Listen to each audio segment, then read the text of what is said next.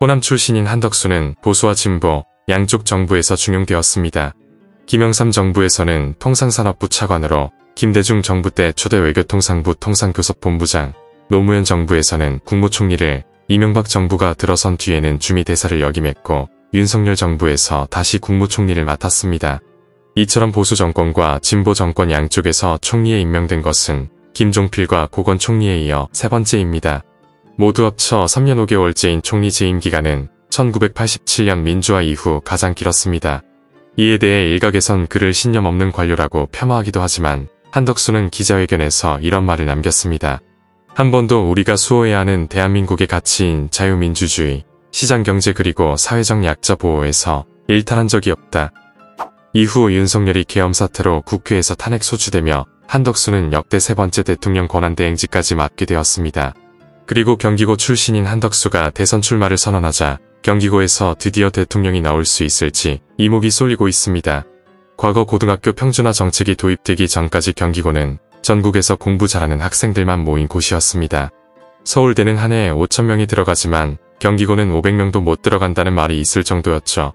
출세한 사람들이 많은 경기고가 이루지 못한 단 한 가지 꿈이 있는데 그것은 국민이 뽑은 대통령을 내지 못한 것이었습니다. 경기고 33회 졸업생인 최규하 전 대통령이 대통령을 역임했지만 이는 박정희 대통령 서거 이후 통일주체국민회의가 선출한 것이었죠. 지금까지 경기고 출신 가운데 대통령 꿈에 가장 근접했던 인사는 이회창 총재입니다. 그러나 이회창 총재의 꿈은 두 아들의 병역 문제, 이인재 출마 등 여러 이유로 실패하고 말았습니다. 또한 경기고 출신 유력 대선 주자로는 고건 전 국무총리를 빼놓을 수 없습니다. 고건과 한덕수는 닮은 점이 많은데 경기고 졸업 후 서울대에 진학했습니다. 여기에 국무총리를 2차례 역임하고 대통령 권한대행까지 한 것도 같습니다. 고건은 과거 대선 주자 선호도 1위로 꼽혔지만 결국 지지율이 급속도로 떨어지며 대선 출마 포기를 선언하였습니다. 이외에도 경기고 출신 유력 인사들로는 손학규 전 바른미래당 대표와 노회찬 전 정의당 의원 등이 있습니다. 만약 한덕수가 대권을 거머쥔다면 첫 경기고 출신 대통령이라는 역사를 새로 쓰는 것입니다. 오늘은 관운의 대명사로 불리는 한덕수의 인생을 준비했습니다. 이야기 시작합니다. 한덕수는 1949년 전북 전주에서 태어나 전주초등학교를 다니다가 서울로 이사하면서 서울 생활을 하게 되었습니다. 이후 경기중과 경기고를 거쳐 서울대 상과대학에 입학합니다. 그리고 한덕수 고향 관련하여 언론인 김기만 씨는 이런 주장을 펼쳐 이목을 끌었습니다. 참고로 김기만 씨는 동아일보 파리 특파원을 지내고 청와대 춘추관장, 게임위원장 등을 역임한 인물입니다. 김기만 씨 주장에 따르면 한덕수와는 고향이 전주로 갔고 동아일보 기자 시절 내내 취재원으로 만났으며 김대중 정권에서는 청와대 경제수석과 춘추관장으로 같이 일했다고 합니다. 그러나 몇 가지 일화를 겪으면서 한덕수에 대해 비판적인 시각을 가졌다고 합니다. 먼저 1995년 전북지사인 유종근은 전북 경제를 살리기 위해 뛰어다녔는데 무엇보다 중앙정부의 지원이 절실한 상황이었습니다. 이에 전북 출신인 상공부 국장 한덕수를 찾아가 전북 경제가 많이 어려우니 도와달라고 부탁했습니다. 그러자 한덕수 국장은 이렇게 말했다고 합니다. 나는 전북 출신이 아니니 앞으로 절대 나를 찾아오지 마시오. 그리고 1996년 12월 김영삼 정권 말기 한덕수는 특허청장에 임명되었습니다. 당시 그를 잘 아는 전북 출신 기자들은 그의 출신지를 전북으로 썼다고 합니다. 그러자 한덕수는 해당 언론사에 일일이 연락해 자신의 본적이 서울임을 강조하는 등 전주가 고향임을 부인했습니다. 그리고 시간이 흐른 1998년 3월 김대중 정권 시기 한덕수는 초대 통상교섭본부장으로 발탁되었습니다. 언론사는 과거 경험이 있어 그의 본적을 서울로 썼다고 합니다. 그러자 이번에는 한덕수가 각 언론사에 팩스를 보냈는데 이런 글이 쓰여 있었다고 합니다. 전주가 고향이며 초등학교 일부도 전주에서 다닌 전북 출신이다. 이처럼 김기만 씨는 한덕수가 정권에 따라 고향을 바꿨다고 주장했지만 한덕수 측에서는 아무런 응답을 하지 않아 사실관계는 확인하기 어렵습니다. 다시 과거로 돌아가서 박정희 정권 시절 여의도 정가에서는 이런 소문이 돌았습니다. 박정희 대통령이 서울대생 한덕수를 사윗감으로 점 찍었다. 당시 한덕수와 박근혜의 정략 결혼설은 파다하게 퍼졌고 한덕수 또한 이 같은 소문을 들었다고 합니다. 하지만 한덕수는 당시를 회상하면서 이렇게 말했습니다. 사윗감으로 거론된 것은 아니고 당시엔 서울대 수석 졸업생을 대통령이 청와대로 불러 저녁을 먹었다. 근데 박근혜와는 나이차가 비슷해서 잠깐 그런 소문이 있었던 것 같다. 그리고 한덕수는 서울대에 재학 중이던 1970년 행정고시에 합격하며 공직에 입문했습니다. 그는 관세청을 거쳐 경제기획원화 상공부 등 핵심 보직을 역임하였습니다. 그러다 두 차례 미국 하버드대에 유학하여 경제학 석사와 박사 학위를 취득하였습니다. 한 관료 출신 정치인은 이에 대해 이렇게 말했습니다. 공무원이 하버드대로 유학 가서 박사 학위를 받았다는 건 대단한 일이다. 공부를 할 수 있는 건 다 한 셈이다. 그리고 한덕수는 경제기획원 사무관으로 가면서 남덕우 총리와 인연을 맺게 됩니다. 남덕우 총리는 1924년 경기 광주에서 태어나 국민대 정치학과를 졸업하고 서울대에서 경제학 석사를 받았습니다. 이후 미국에서 경제학을 배운 뒤 귀국해 서강대 교수로 활동하며 철저한 성장론을 추구한 인물입니다.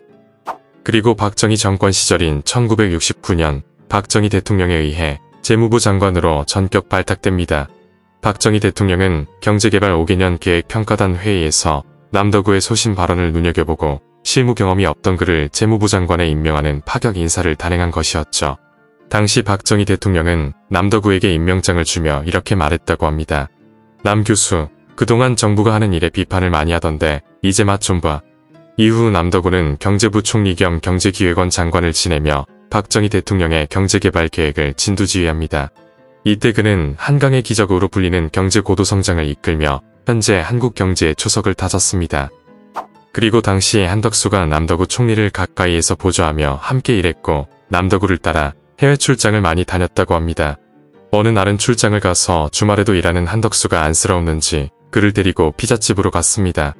한덕수는 그때 맛본 피자를 잊지 못한다고 합니다. 제 생애 처음으로 맛본 피자였다. 아직도 그 맛을 잊지 못하고 있다. 그리고 한덕수는 과거 남덕우 총리와 근무하던 때를 이렇게 기억했습니다. 그 시절 저를 포함한 많은 공직자들은 야근을 밥 먹듯이 하면서도 참으로 신명나게 일했다. 남덕우 총리는 특히 수출의 밑거름이 되는 외자 유치에 온 힘을 쏟으셨다. 여담으로 남덕우 총리는 전두환 정부에서는 국무총리를 지냈고 1982년 공직을 떠났습니다. 퇴임 후에는 한국무역협회 회장을 지내며 서울올림픽 개최에 대비해 삼성동 무역센터 건립을 주도하기도 했습니다. 남덕우 총리는 당시 언론과의 인터뷰에서 이런 청사진을 밝혔습니다. 외국 바이어가 테헤란로에 방문하면 무역센터 빌딩에서 한국 업체를 만나고 코엑스 전시장에서 상품을 고르고 현대백화점에서 선물을 사고 인터컨티넨탈 호텔에서 잠을 잔 후 공항터미널에서 출국 수속을 밟는다. 그리고 2013년 남덕우 총리 서거 당시 한덕수는 과거의 인연을 바탕으로 장례위원장을 맡았습니다. 과거 오랫동안 함께 근무했던 한덕수 총리는 추모글을 통해 고인을 기렸습니다. 시장 경제에 대한 믿음과 신념으로 한국 경제를 선도해온 우리 시대 거인이셨다. 저를 비롯한 많은 공직자들이 스승으로 생각하는 분이다. 고인과 같은 정책 설계자들의 열정이 없었다면 대한민국의 오늘은 불가능한 일이었을지도 모른다. 그리고 한덕수는 뛰어난 인재들이 모인 경제부처에서 지독한 일벌레로 유명했습니다. 그와 친분이 있는 한 전직 관료는 요즘 말로 하면 자기관리의 끝판왕이었다라고 말하기도 했죠. 그런 한덕수가 두각을 보이기 시작한 건 김영삼 정부 때였습니다. 이때부터 한덕수는 언론에서도 자주 언급되며 등장하기 시작합니다. 김영삼 대통령이 취임한 1993년 한덕수는 대통령 비서실 경제수석 휘하의 산업담당 비서관을 맡았습니다. 이후 확대 개편된 통상산업부 통상무역실장을 거쳐 특허청장이 됐고 통상산업부 차관으로 자리를 옮겼습니다. 그리고 이때 외환위기가 발생하자 통상산업부 차관으로 이를 수습하는 업무를 담당합니다. 영화 국가부도의 날에서 배우 조우진의 모티브가 된 인물은 강만수 차관이라는 이야기가 주를 이루지만 한편에서는 한덕수라는 이야기도 있습니다. 이 영화에서 조우진 통상산업부 차관은 IMF 협상 과정에서 매국노 취급을 받습니다. IMF와 협상을 통해 부도 사태를 빠르게 해결하는 것이 최선이라고 믿는 인물로 서민보다는 대기업과 정권의 이익을 지키는데 급급한 모습을 보입니다. 당시 IMF는 195억 달러를 빌려주는 대신 한국 정부의 6개 항에 양해각서를 요구합니다. 한국은행 통화정책팀장 한시연은 양해각서의 부당성에 항의했지만 통산부 차관은 오히려 IMF의 편을 들어 양해각서를 그대로 수용해버렸습니다. IMF 양해각서의 결과는 처참했는데 금융규제를 완화해 국민은행, 외환은행 등 시중은행이 투기자본의 손에 넘어갔고 노동시장 유연화라는 이름으로 전개된 정리해고로 비정규직이 넘쳐나기 시작했죠.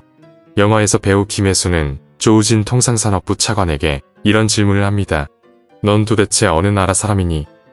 그리고 한덕수는 여야 정권 교체가 된 김대중 정부 출범 후에도 중용되었습니다.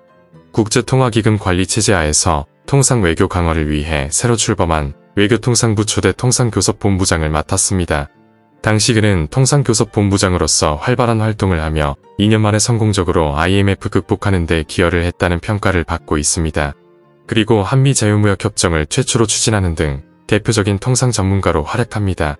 한미 간 통상교섭 과정에 생긴 재미있는 일화도 있습니다. 1998년 한미 협상 과정에서 수입차에 대한 한국 정부의 시장 개방 노력을 알리겠다며 관용차를 외제 차량으로 바꿨습니다. 장관급 관료가 수입차를 관용차로 선택한 건 그때가 처음이었죠. 또한 스크린쿼터 축소 논란 때도 미국 측이 스크린쿼터제를 문제 삼자 이렇게 말했습니다. 영업계 위기를 극복하려면 오히려 스크린쿼터제를 폐지해야 한다.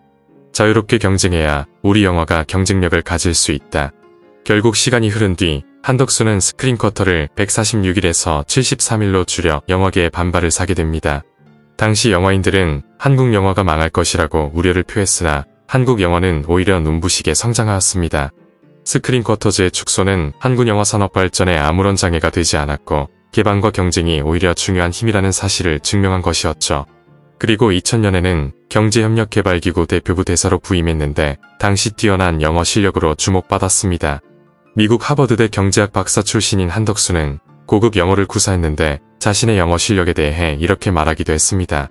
OECD 대사를 하는데 불편이 없고 다른 나라 대사들도 평가해주는 편이다.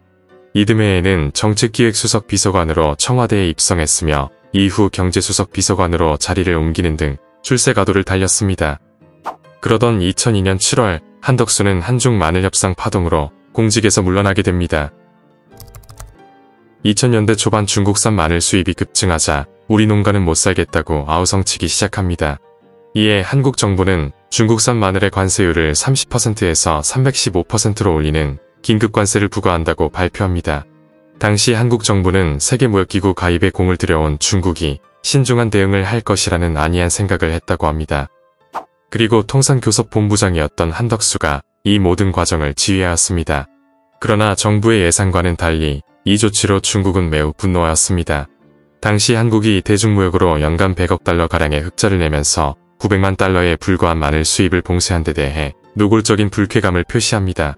중국은 곧바로 5억 달러에 달하는 한국산 휴대폰과 폴리에틸렌 수입을 중단하는 초강경 보복 조치를 취했습니다.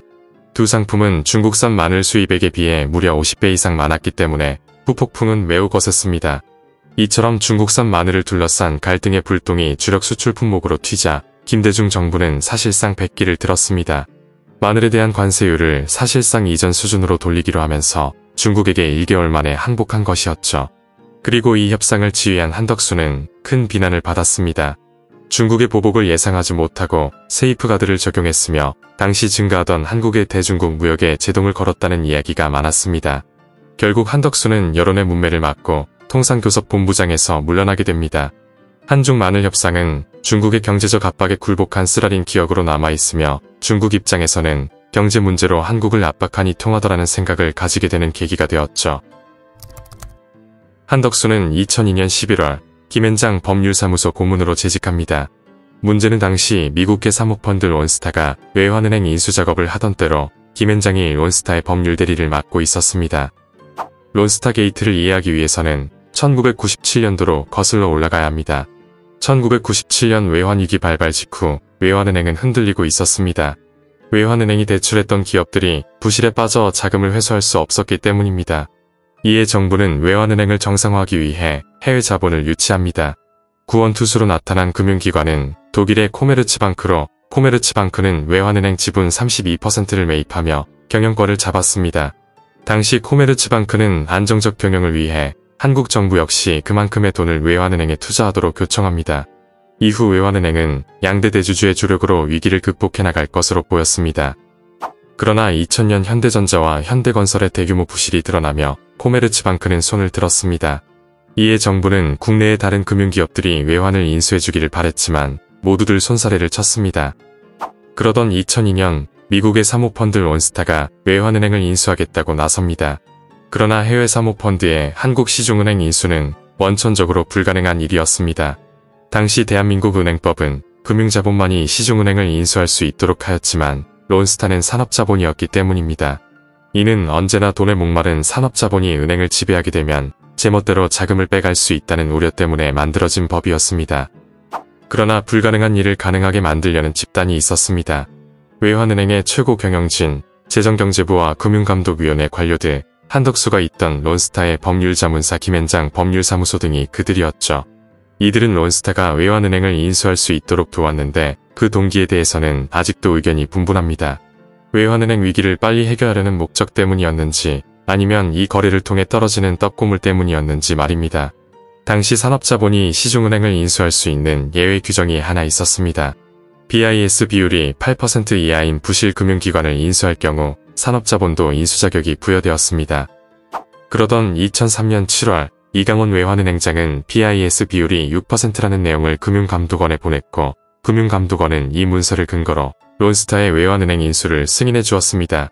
결국 2003년 10월 론스타는 1조 3천원억을 지급하고 외환은행의 지분 51% 취득합니다. 하지만 인수 석 달 만에 외환은행의 주가는 폭등하게 되면서 헐값 매각 논란이 일어나게 됩니다. 그러는 사이 외환은행 매각에 나선 론스타는 인수금액의 3배 수준에 달하는 가격으로 국민은행에 팔겠다고 나서고 있었습니다. 그리고 이강원 외환은행장이 금융감독원의 BIS 비율을 6%로 보고한 것은 애초에 조작되었다는 이야기가 나왔습니다. 당시 은행 이사회가 보고한 외환은행의 비스 비율은 10%였지만 금감원 보고 때 해당 수치를 낮췄다는 것이었죠. 그러니까 애초에 론스타는 외환은행 인수 자격이 없었던 것이었습니다.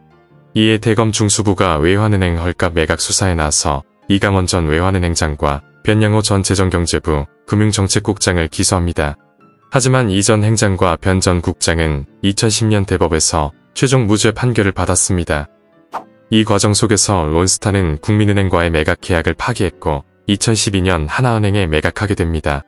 1조 3천억 원의 외환은행을 샀던 론스타는 배당 및 매각 이익으로 4조 7천억 원의 차익을 남기고 떠나고 말았습니다.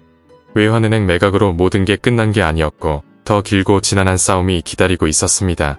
론스타는 국제투자 분쟁 절차에 따라 한국 정부를 상대로 46억 7천만 달러 규모의 소송을 제기합니다.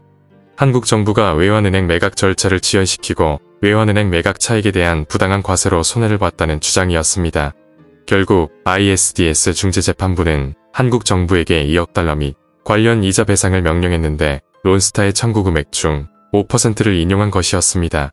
론스타가 외환은행을 하나금융에 매각할 당시 정부가 승인을 지연한 것에 대해 책임을 져야 한다고 판단하면서도 론스타에도 주가 조작 책임이 있기 때문에 배상 금액을 줄인 것이었죠. 이에 론스타는 성명을 통해 이렇게 말했습니다. 배상금 액수가 실망스럽다. 회사와 투자자들의 손해를 온전히 보상하기에 부족하다.